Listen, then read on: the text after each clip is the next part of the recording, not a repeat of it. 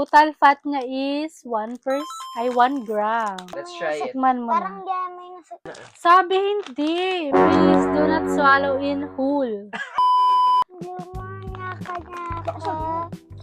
So, bumili kami ng pagkain. Nagturo yung aming anak. Kita mo na kung ano yan. Ito ay... Ano to? Mochi. Meron siyang 3 flavors. Yung pink, yung green, tsaka yung yellow-green. Buksan mo na siya. Flavor. Wow. Merong... Akin yung yellow. Ay, yellow siya. Hindi siya yellow-green. Merong... Ay, Akin pink. May pink. May brown.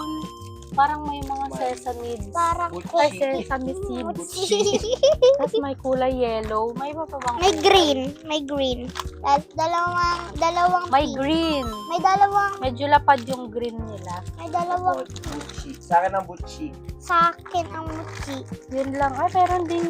May ano din, parang Ay, white. sa akin. White siya. Ito, Let's ito yung try. mga kulay. Let's try this one first. So, try natin. Try White. this is the Japanese style glutinous rice Parang, cake. parang Yes. nasa Best for dessert. Sakto-sakto makakatapos lang natin. kumain. Total fat niya is 1 gram. So, try natin. 1%. So, Why? ito siya, guys. Parang meron siyang egg yolk sa loob. Parang, Egg yolk. Para siyang kulay yema. Tingnan natin kung yema. parang yem. Let's try it. Tikman mo Parang na. di may nasa...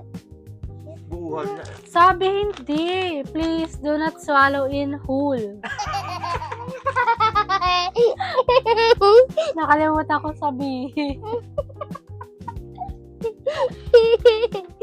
So, anong lasa niya?